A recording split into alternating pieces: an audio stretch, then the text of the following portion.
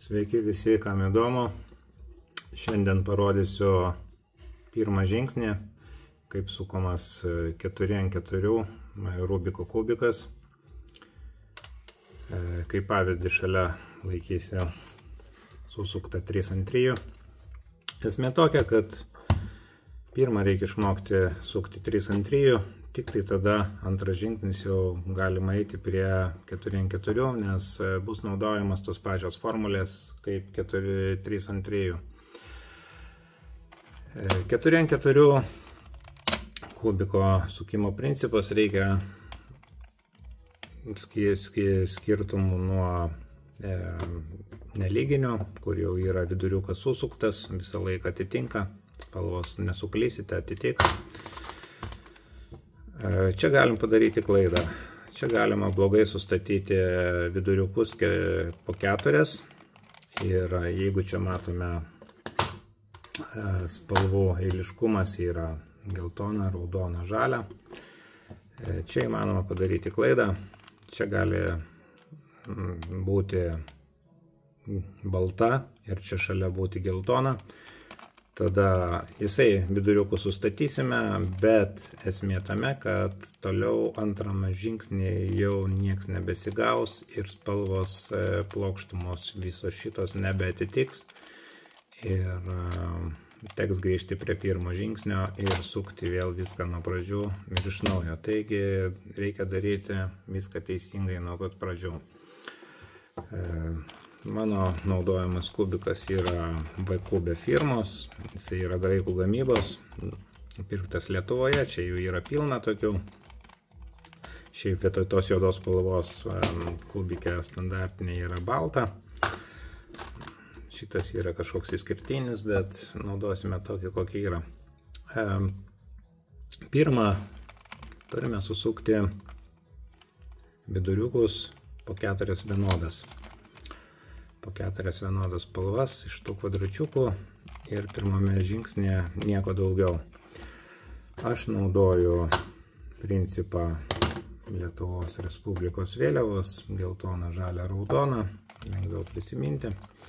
Bet pradedu sukti nuo baltos spalvos kubiką, kadangi būtent pas mus šitame yra balta juoda, tai paimkime, susukime, statykime 4 vienodas į 4 kvadračiukus juodus. Tai daroma labai paprastai, be jokių formulių, paprasčiausiai atsukama, kaip kas mokate. Jeigu sukate vis tiek 3×3, tai problemų jokių nėra. Kągi, priešingai pusėje nuo šitos baltos spalvos yra geltona, čia iš karto pavyko, priešingai nuo baltos yra geltona, susisuko.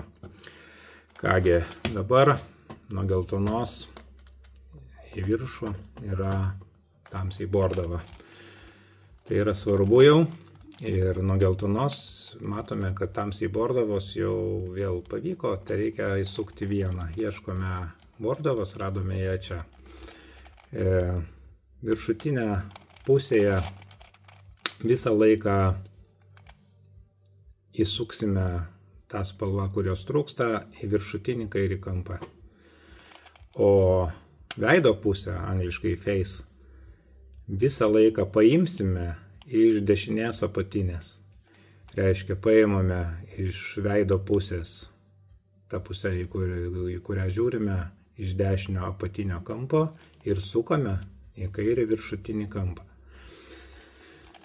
Formulė susideda iš 3 dalių, labai paprasta. Vieną kartą sukame į viršų, vieną kartą sukame viršų pagal laikrodžio rodyklę ir vieną kartą grąžiname atgal. Matome, kad visos 4 spalvos atsistatė. Geltona, raudona.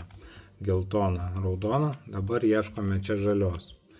Žalios spalvos jau turime, vėl pasitaikę, pavyko. Tai reikia atsukti vieną.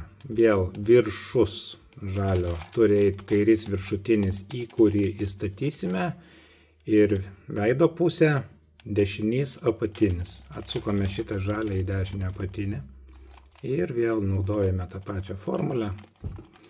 Vieną kartą į viršų, vieną kartą į šoną ir vieną kartą grąžiname atgal į apačią. Vėl žalią turime.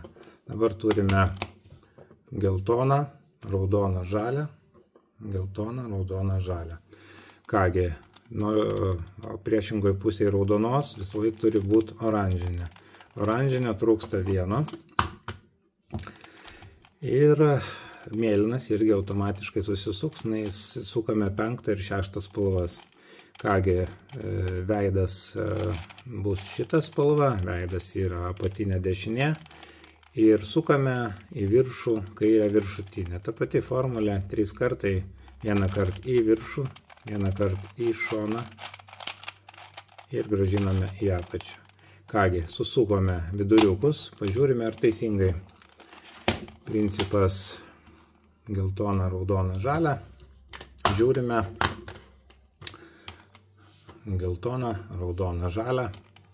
Jeigu žalia atsukame į save, raudona viršui, apačia bus oranžinė, po šita bus mėlyna ir iš šono bus balta. Susukome viduriukus. Sekantis žingsnis bus kraštinės.